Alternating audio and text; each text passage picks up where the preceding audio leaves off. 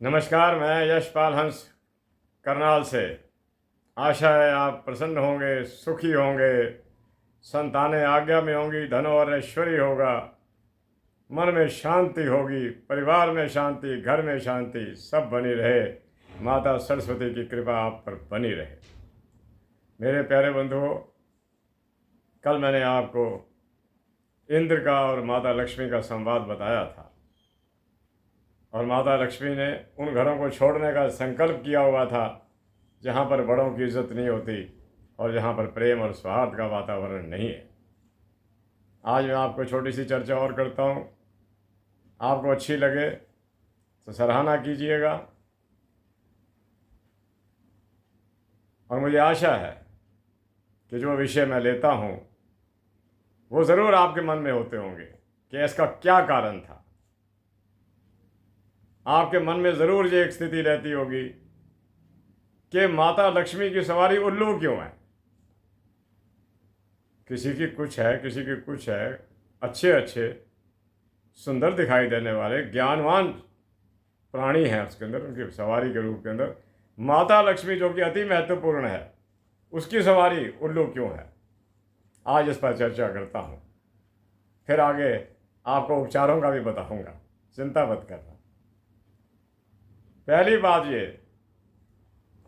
कि माता लक्ष्मी का सीधा संबंध महाराज विष्णु के साथ है। जब और विष्णु जी की सवारी गरुड़ है। कहते हैं कि जब तक लक्ष्मी, विष्णु जी जो ज्ञान और मेधा और प्रज्ञा बुद्धि के स्वामी भी हैं, उनके साथ रहती है तो गरुड़ पर चढ़ के रहती है।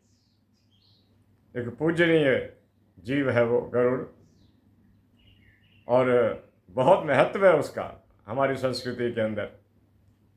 गरुड़ बहुत कम पाए, अब तो है ही नहीं, खैर कहीं हिमालय के अंदर हो तो मैं कह नहीं सकता। गरुड़ बहुत महत्वपूर्ण पक्षी है।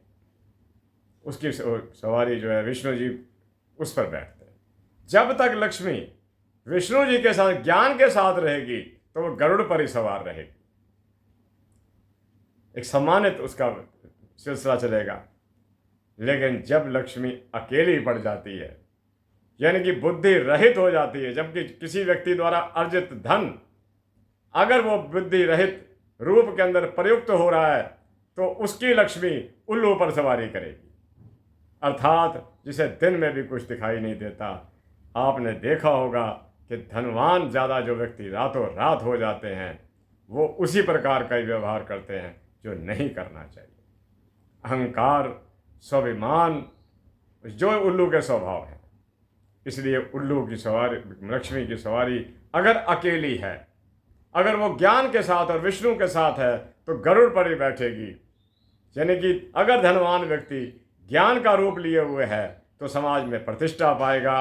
अगर धनवान व्यक्ति समाज के अंदर ऐसा स्वरूप, अहंकार का स्वरूप लिए हुए है तो वो उल्लू पर ही चढ़ जाएगा। जिसे दिन में कुछ दिखाई नहीं देता, किसका कब अपमान कर देना, अहंकार करना, सारा दिन अपने धन की चर्चा करते रहना, सारा दिन अपने ज़मीनों जायदादों की चर्चा करते, विषय ही उसके पास एक होता। ऐसा ग्रंथों में वर्णित था। मैंने एक पुस्तक से इसको लिया है और आपको सुना रहा हूँ कि लक्ष्मी ज्ञान रहित जब लक्ष्मी आती है और मेधा और प्रज्ञा बुद्धि को उड़ा कर ले जाती है तो वो स्वयं भी उल्लू की सवारी पर हो जाती है। ये छोटी सी चर्चा थी जो मैंने आपको करी कि इसके लक्षण क्या हैं। कि लक्ष्मी घर में आ गई, ज्ञान रहित आई, रातों रात आई, थोड़े समय के अंदर बहुत बढ़ गई। उस घर के अंदर मैं बता रहा हूँ आपको जो मैंने ग्रंथों से लिया, क्योंकि मैंने बताया था ना कि मैं आपके साथ वीडियो पर आने से पहले उसकी तैयारी करता हूँ ताकि मेरी हर बात आपको अच्छी भी लगे और वो कसौटी पर ठीक भी हो। मेरे प्यारे बंधुओं, कुछ भी बातें बनी हो और कई लोग कह देंगे जी वो ऐसे था जी, वो जो बात बताई गई थी वो ऐसे। अरे सर, मुझे कोई फर्क नहीं पड़ता। मैंने तो जो पुस्तक में पढ़ा है मैंने उस पर चर्चा कर दी है कि जब लक्ष्मी ज्ञान रहित हो जाती है तो ऑटोमेटिकली वो उल्लू की सवारी को प्राप्त कर लेती है। अन्यथा वो महाराज विष्णु के साथ गरुड़ पर ही सवार रहती है। जिन घरों के अंदर प्रज्ञा और मेधा बुद्धि पर सवार होकर लक्ष्मी आती है वो सुख रहते हैं। निशानियां क्या हैं ये सुनिएगा आप।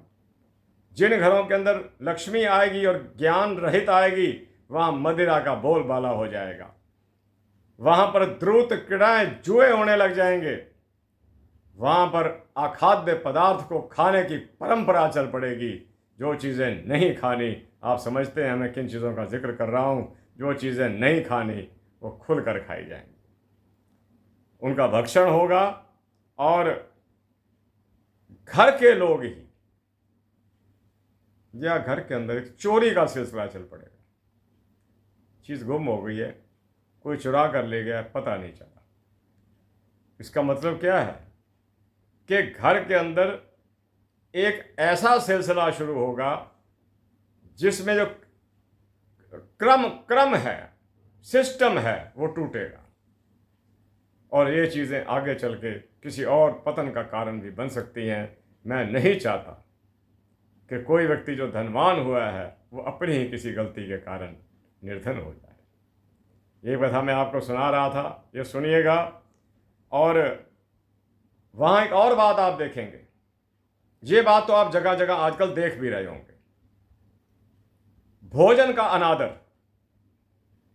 मैं कहता हूं ये एक जघन्य अपराध की संज्ञा ले जाता है जब हम थाली तो उठा लेते हैं, थोड़ा सा खाया और बाकी पटक दिया, जूठन के रूप में छोड़ दिया। ना करना ये काम।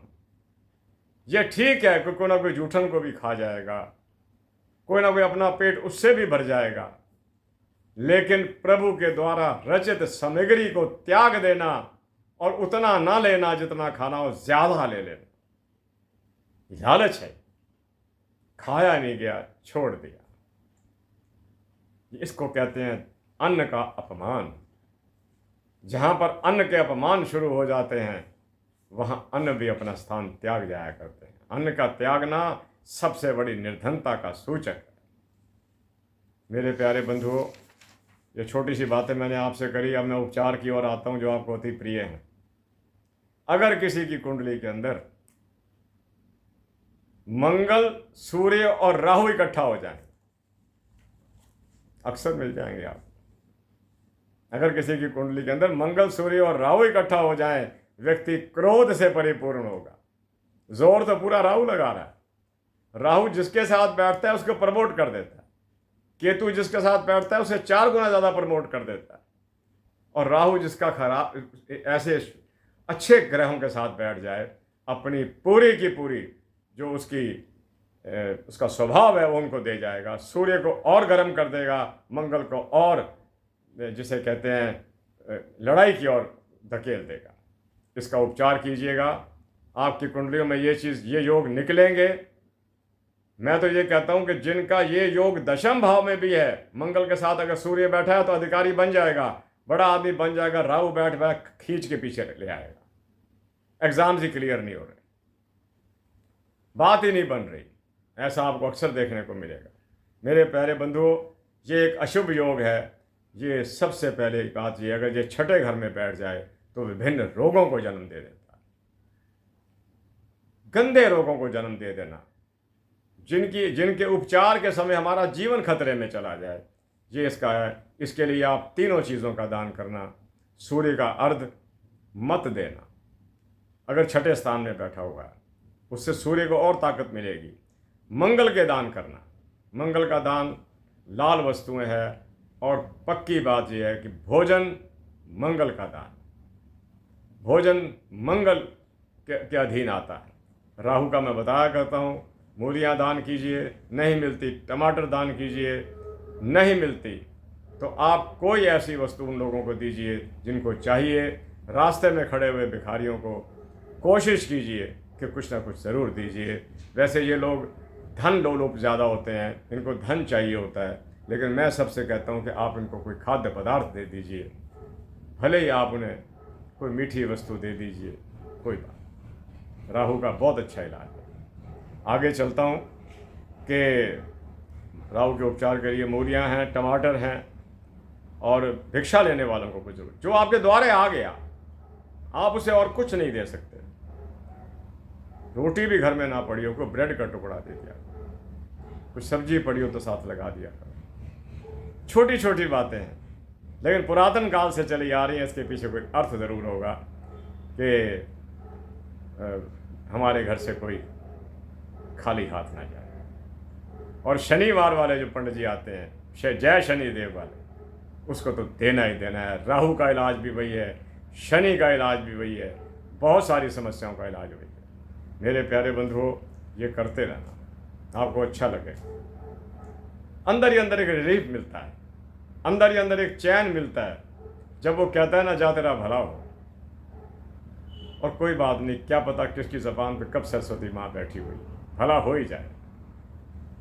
मैं और इसलिए कथाओं को छोड़ देता हूँ कई बार। अब छोटी सी आज आपको बात सुनाई माता लक्ष्मी की, कि जब लक्ष्मी गरुड़ विहीन हो जाती है, जब एक सही यान के वाहन के विरुद्ध के कुछ को त्यागना पड़ता है उसे, जब विष्णु जी उसके साथ नहीं दे रहे होते, तब वो स्वच्छंद हो जाती है और उन घरों के अंदर ये चीज़ें पैदा करती है जो नहीं करनी चाहिए। इसलिए इसको उल्लू की सवारी दी है। प्यारे बंधुओं, मैं आज आपको एक बहुत आपके काम की चीज़ बता रहा हूँ। हालांकि 11-12 मिनट होने को जा रहे हैं, मेरा वीडियो हो सकता है 15-16 मिनट तक चले।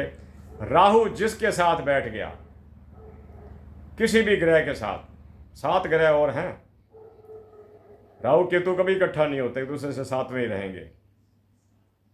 अगर राहु सूर्य के साथ बैठा, मैं योग का नाम नहीं लूंगा, योगों को बताने की जरूरत नहीं, साफ नजर आ रहा है।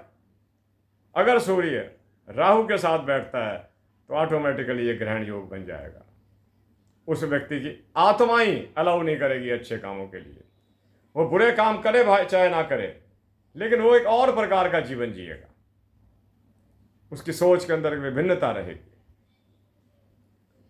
अगर कहीं ये फिर भी कम इफेक्टिव है, इतना प्रभाव नहीं है इसका, सूर्य के साथ राहु बैठ जाए तो ये ठीक है कि आत्मिक दृष्टि से उसे कमज़ोर मैं नहीं कहूँगा, क्योंकि आत्मा कभी कमज़ोर नहीं होती। ये होता है कि आत्मा कल्याणकारी विचारधारा ही ना रखे, दूसरों के प्रति कल्याण की भावना ही ना रखे। अगर चंद्रमा के साथ राहु बैठ गया, ये पूरा सायरन है खतरे का। ये आपको भ्रम में डाल देगा, वहम में डाल देगा। आप जब भी बैठेंगे नेगेटिव सोचेंगे। चंद्रमा के और राहु के दान करते रहना। चंद्रमा का दूध, नमक और राहु के लिए मूलियाँ या टमाटर दान करते रहना। ये दान आपके बड़े काम आएंगे। मैंने आज तक जब भी बल दिया तो दान पर दिया। और मेरी सेकेंडरी कोशिश होती है कि आपको कोई जेम्स की बात करूं। अगर आपको ऐसा लगे कि चंद्रमा राहु इकट्ठे हैं और आप इसको कहते हैं एक व्यर्थ की सोच, कि सारा दिन सोच रहे हैं कि कल ये घटना हो जाएगी, लेकिन कल भी निकल जाता है, परसों भी निकल जाता है, घटना नहीं होती, मन ही सोच रहा है। राहु का घुमेद पहन लेना, मिडिल फिंगर के अंदर 7.25 रत्ती का, ये एक फायदा देने वाला रत्न है। और मैं बताता हूं कि अगर मंगल के साथ राहु बैठता है तो अंगार योग पैदा करता है। ऐसा आदमी लड़ाइयाँ करके बड़ा खुश होता है, झगड़े हों उसको बड़ी प्रसन्नता होगी, वाद विवाद हो रहा है तो प्रसन्न है, किसी का अपमान हो रहा है तो उसको प्रसन्नता हो रही है। तो बच के रहना इससे, अंगार योग से। और अंगार योग का इलाज टमाटर मंगल के लिए टमाटो केचप भी दे सकते हैं। और कोई लाल चीज़, किसी को लाल वस्त्र दान कर दिया करो। सन्यासी लोग हैं जो भगवे पहनते हैं, दे दीजिए उनको, कुर्ता लेकर दे दीजिए, उनके लिए धोती लेकर दे दीजिए। मंगल का लाभ। मंगल भूमि पुत्र है, धनवान ग्रह है। राहु के साथ बैठेगा, आपको संशय में भी रखेगा। मेरे प्यारे बंधुओं, महाराज बृहस्पति के साथ अगर राहु बैठ जाए तो चंडाल योग बन गया। चंडाल से मेरा अभिप्राय ये नहीं कि वो व्यक्ति कोई चंडाल बन जाएगा, लेकिन वो बात बात में दूसरों का क्रिटिसिज्म करता रहेगा, दूसरों पर एतराज़ करता रहेगा। उसको हर व्यक्ति में कोई ना कोई बुराइयां नजर आएंगी, अच्छाई किसी की नजर नहीं आएगी। हालांकि देखिए बृहस्पति कितना पवित्र और शुद्ध ग्रह है, लेकिन राहु के जरा सा टच करने से उसकी शुद्धता भी अभिशापित हो जाती है। मेरे प्यारे बंधुओं, मैं आपको ये बता रहा हूँ कि इस चंडाल योग से बचने के लिए आप बृहस्पति की हल्दी और राहु की मूलियाँ, टमाटर आदि दान करते रहा करो। लंगरों के अंदर बहुत कुछ है देने के लिए। भारत का बहुत बड़ा वर्ग जो भिक्षा यापन पर चलता है, उन्हें दीजिएगा, लाभ होगा। मैं हमेशा इस बात पर बल देता हूँ कि आप दान कीजिए। आप अगर स्वयं यज्ञ कर सकते हैं तो कीजिए, जीवन बदल जाएगा। यज्ञ का मतलब है ईश्वर के साथ हमारा सीधा संपर्क। हम प्रकृति से बातें कर रहे हैं और ईश्वर प्रकृति के मालिक हैं। मेरे प्यारे बंधुओं, अगर शुक्र के साथ राहु बैठ जाए, मदपाई बना देगा, मदपाई बना देगा। सेकंड हाउस में बैठ जाए तो झूठा बना देगा। वो व्यक्ति बात बात पर झूठ बोलेगा। शुक्र जो कि लग्जरी प्रिय ग्रह है, बड़ा खुश रहने वाला, आनंद देने वाला, रोमांस का मालिक, प्रेम का मालिक, राहु के साथ बैठने से सारे गुण चले जाते हैं। शुक्र का दान कीजिए।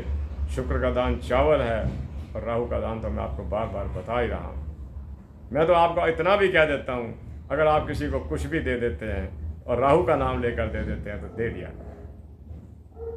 मेरे एक मित्र के बेटे हैं जो मेरे पास आते रहते हैं, वो कहते हैं कि मैं टॉफ़ियाँ अपनी जेब में रखता हूँ, मुझे कोई भी बच्चा मिल जाए जो मांग ही रहा हो, कोई बड़ा भी मिल जाए, मैं कोशिश करता हूँ कुछ दे दूँ। कोशिश कीजिए, ये दान कीजिएगा। राहु सर्वाधिक उपचारणीय ग्रह है।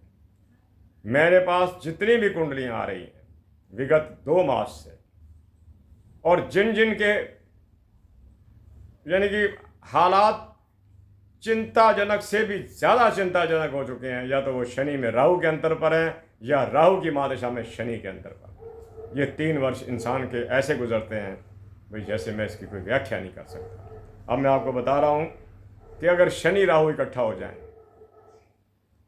आदरणीय मेरे प्यारे बंधुओं, ये एक ऐसा योग है जो व्यक्ति अपने हाथ से निर्मित, भाई सपोज करो कि वो कोई टेक्नीशियन है, उससे कोई उसका शिष्य सीख कर गया है, स्टूडेंट, एक टीचर होकर भी अपने स्टूडेंट की उन्नति नहीं चाहेगा। ये राहु और शनि होने का सबसे बड़ा अवगुण है कि वो अपने जूनियर्स को भी उन्नति करता हुआ नहीं, जिनको उसने अपने हाथ से बनाया है, एक पौधा अपने हाथ से लगाया है, उसे भी पनपता नहीं देख सकता। इतना अजीब योग है। शनि के दान मैंने बता रखे हैं, पीपल को पताशे रखते रहिएगा। राहु का मैंने आपको बता रखा है। अजी साहब, आप कुछ खाने का दीजिए तो सही लोगों को। हम ये बैरियर भी ख़त्म करते हैं। अगर हो सके कुछ भी आप दे सकते हैं तो दीजिएगा, और देख लेना कि खाने वाला जिसको दे रहे हो वह व्यक्ति उसका दुरुपयोग ना करे। मैंने ऐसे भी लोग देखे जो हमारे दिए हुए या आपके दिए हुए दान को बेच देते हैं। कई बार सुनने में आया कि तेल बिक रहा है साहब, क्या करें, हमने तो दे दिया ना, हमने अपना कर्तव्य पूरा कर दिया। अब वो जाने, उसका काम जाने, ईश्वर सब कुछ देख रहा है, उसका शनि सब कुछ देख रहा है। तो आप इस बात की चिंता ना करना कि जो मैं आपको बता रहा था, राहु का सर्वाधिक आप उपाय कीजिएगा। ये उपाय के योग्य है, आपको अच्छा लगेगा। एक बात जो मैं विशेष रूप से लिख कर आया था कि जो लोग मंदिर के बाहर बैठकर भिक्षा मांगते हैं उन्हें दे दिया।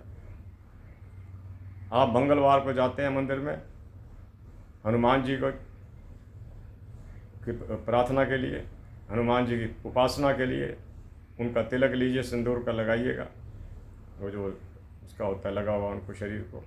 बाहर जब कुत्ते मिल जाएं आपको, उनको जरूर प्रसाद डालिए, आपको काफ़ी सुख मिलेंगे। मेरी कोशिश होती है कि मैं चाहे थोड़ी देर आपसे बात करूं, लेकिन उन विषयों पर बात करूं जो आपके लिए लाभकारी हो। मैं पूर्णतः कोशिश करता हूं कि आपको उपचार बताए जाएं, इनको करते रहिएगा। शनि एक न्यायकारी ग्रह है जो जब आता है अपनी दशा में बहुत कुछ लेता है, लेकिन जाते जाते सब कुछ दे जाता है। और यही मैंने स्थिति देखी और ग्रहों की। हमारे एक जानने वाले हैं, अब मेरे मित्र तो बहुत सारे रहे नहीं, उनके बच्चे मिलते रहते हैं। बच्चे भी क्या बड़े बड़े हो गए हैं, 50-50 साल के हो गए हैं। तो वो मुझे यही यही बताते रहते हैं कि आपके बताए हुए जो थे कुछ उपचार थे, उससे हमारे को लाभ हुआ। मैं कहा जब भी आप कुछ किसी को खाने पीने का दोगे, और दूसरी बात सुनिए, विश्वास के साथ कहता हूँ, आश्वासन दिला के कहता हूँ, अगर किसी ऐसी लड़की की विवाह हो रहा है जिसे हम अपनी भाषा में अनाथ कह देते हैं, उसके विवाह के अंदर बर्तन दान करना, स्टेनलेस स्टील के, जो उसके दहेज में चले जाए। आप परिणाम देखना, शनि कैसे आपके हक में खड़े हो जाते हैं। और राहु को अगर अपने हक में करना हो तो उस बच्ची की जो बारात उसका पति लेकर आया हो, उसके लिए भोजन का कुछ निमित्त करा देना या अपना कुछ योगदान डाल देना, आपका राहु भी ठीक हो जाए। काफ़ी बातें हो गई आज। मैं यशपाल हंस करनाल से आपसे आज्ञा चाहता हूँ और प्रयास करूँगा कि नित्य आपसे मिलता रहूँ। जब तक मेरे को ज्ञान है, मैं सोच पाता हूँ, जब तक मैं आपसे बात कर पाता हूँ, मैं आपको बताता रहूँगा। आप इन सिद्धांतों पर चलिएगा, ये हमारी पूर्वजों की परंपरा रही है। मुझे वो दिन भी याद आ रहे हैं मेरे प्यारे बंधुओं, जब मेरी दादी माँ जीवित थी। आज उसको गए हुए ज़माना हो गया। वो 2 रोटियां बना कर रखती थी। दोपहर को एक व्यक्ति आता था या उसकी पत्नी आती थी, वो 2 रोटियां उसको दिया करती थी, यानी कि पहला प्रसाद उसी को जाया करता था। और मैं कई बार कहता था 2 रोटियां उसको दे दी, कहती इसी में हमारा कल्याण है, इसी में हमारा भला है। और मैं अपने पिताजी की थाली में देखता था, पहला ग्रास निकालते थे, जिसे बाइट कहते हैं, पहला बाइट निकालते थे। अगर 2 सब्जियां बनी हैं तो दोनों में लगाते थे, या जो कुछ भी पड़ा लगा अलग रख देते थे। जब उठते थे तो उस थाली में से उसको निकाल कर उस स्थान पर रखते थे जहाँ कीड़ियाँ उन्हें खाती हैं। रियली पुरानी परंपराएं, इनमें कुछ दम है, इनमें कुछ ताकत है। इसका उपयोग कीजिए, आपको लाभ होगा। इसी के साथ करनाल से मैं यशपाल हंस आपसे आज्ञा चाहता हूँ। जय जगत, जय भारत, नमस्ते, नमस्कार। मेरी शुभकामनाएं भी स्वीकार कीजिए।